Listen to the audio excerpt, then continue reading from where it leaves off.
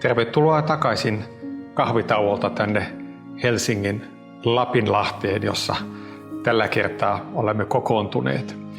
Siirrymme nyt päivän viimeiseen vaiheeseen, millaisen tietopohjan varassa toimimme, kun kyse on varhaislapsuudesta ja varhaislapsuuden palveluista.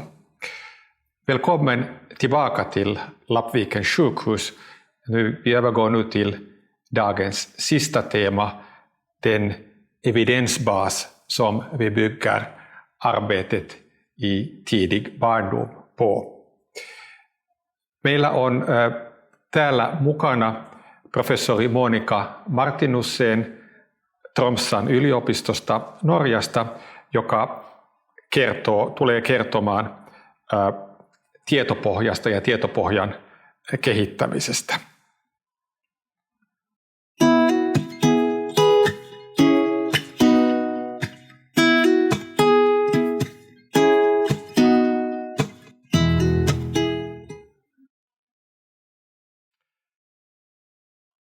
Well, hello from Norway.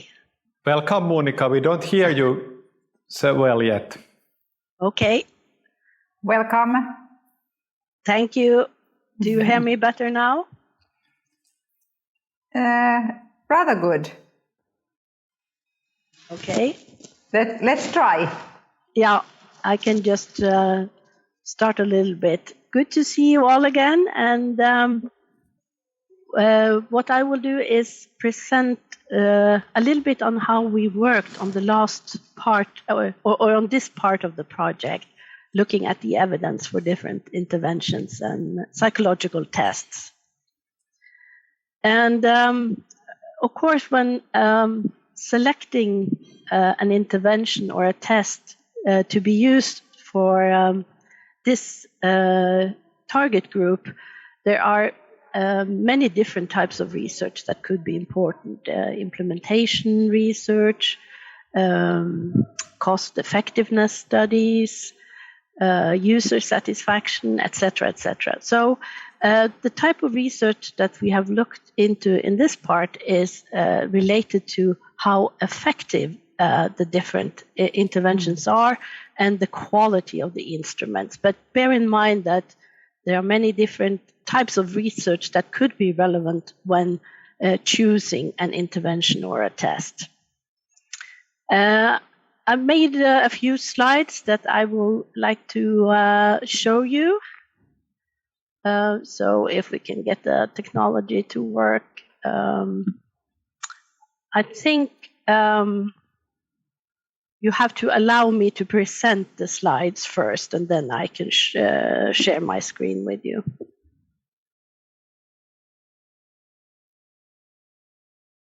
Very good. There we have it. Okay. So this is part of the project is an undertaking of many researchers, and I get back to it, where Mario Kurki and myself served as the editors. And the type of evidence that we were looking into is we need to know if the intervention has the intended effect, and also if the test, and test in a very broad sense, has good measurement properties. And then there are particularly two types of research that we need for interventions. We need effect studies, basically meaning that we need to assess if a group receiving the intervention performs better than a group that doesn't receive the intervention. So an experiment or a quasi-experiment is the type of research that can answer that question. And for tests, depending on the intended use, there could be different types of what we call psychometric studies, where we examine how precise the measurement instrument works, that it measures the intended construct, etc., etc. And ideally, we would like to have many good, high methodologically very sound studies, and preferably more than one, and conducted on exactly our target group in the context where we want to use the intervention or the test. But that may not always be the case. So what we sort of assume is that it's possible to rate the level of evidence. How much evidence do we actually have? And one way of conducting or doing that is having a study. Another way of doing that is reviewing all the evidence that has been done and combining that information in an overall summary. And what we have done in this project is what we can label a rapid review. So it means that instead of spending 1 year on one intervention, we had to do all the interventions and all the tests within a year, or actually effectively 6 months. So that means that we had to shorten some of the procedures and work in a bit different way than what we normally would. And then we decided that we wanted to create a system to ease the communication, that where we take into account the quality of the studies, the number of studies, how relevant they are, as well as, of course, the findings. And of course, we have this, our target group is young babies and their parents. And of course, in order to do such a big job in a short time, we needed a lot of research. And here is all the whole team of researchers from Norway and Finland. And the pictures don't do them justice. They are actually quite good looking, all of them. But this, of course, was done in the Corona period. So we had to do a lot of Teams meetings and video meetings to get this project accomplished. The type of interventions that we included were directed, as I said, at pregnant women and parents with small children. It could be interventions directed at the children or babies themselves. But as a cutoff point, we needed the intervention to be described, and we also stated that it should be available within the Nordic countries. And then, of course, we had some exclusion criteria, so we left out more medical treatments and if there was a wrong age group for the intervention. So there were things that made us also exclude the intervention. The sort of methodological basis for assessing the evidence and the studies came from Kasvuntuki and Ungsin, which are databases that assess the evidence for interventions. So you may have heard of Kasvuntuki. Ungsin is the sister in Norway.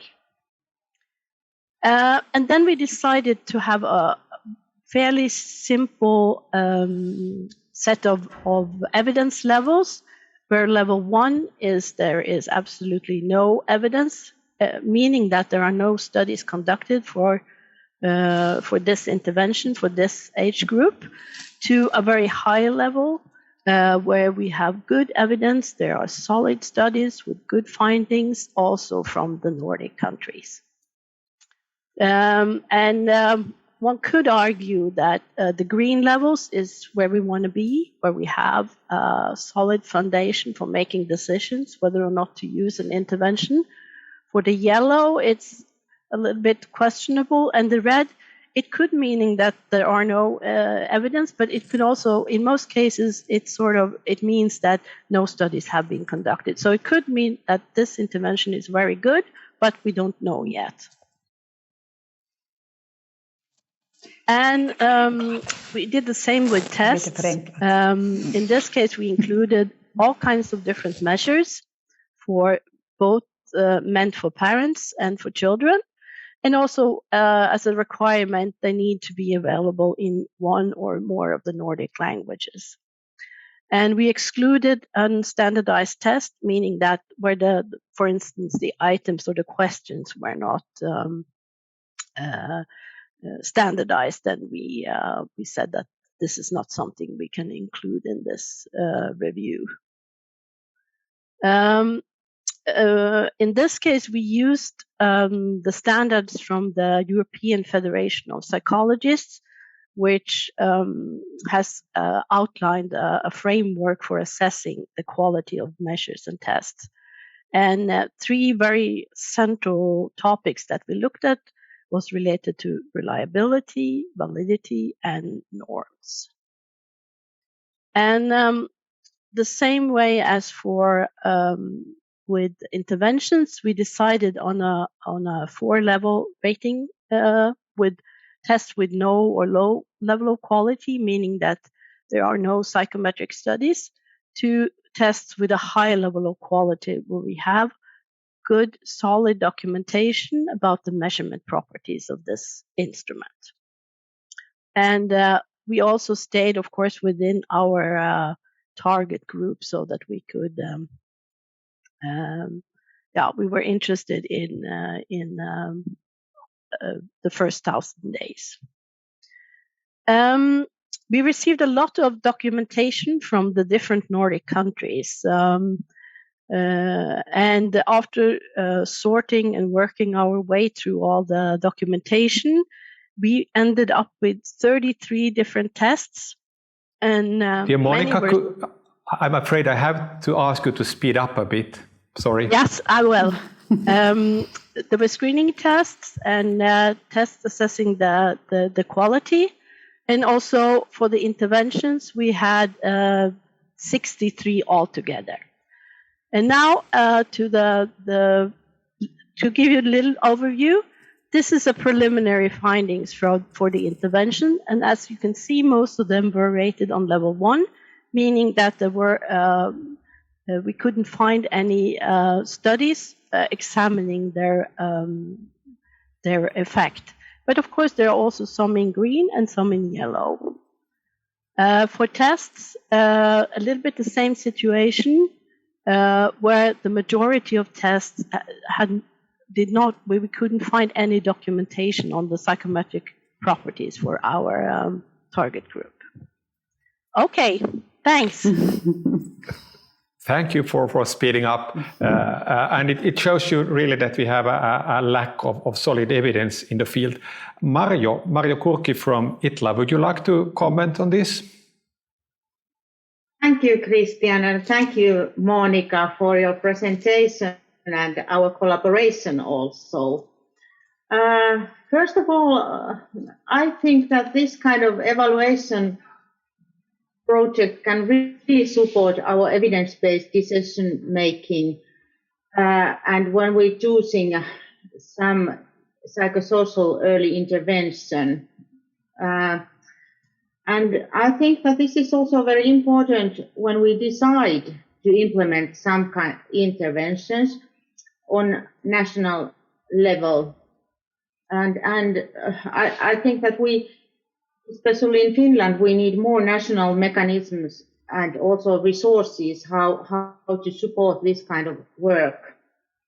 And then one question is the meaning of RCT studies. Based on this report, there is a lack of effect studies. And regarding it, I think that in Finland we need more knowledge and expertise how to conduct this kind of effect studies. And also we need resources more. And finally, I would like to say that thing is also how we can organize our funding resources for effect studies and also how we can integrate the development work regarding interventions. Now the mechanisms and work is quite separate, and there is more need to integrate this kind of work. And then we can integrate the effect studies also to the developmental work. So this was briefly my comments. Thank you, Monika and Mario, for covering so briefly and quickly the evidence base that we have to base our work on. I will now switch to Finnish and Swedish. Kiitoksia kuulijoillekin. Olette jaksaneet seurata meitä koko päivän.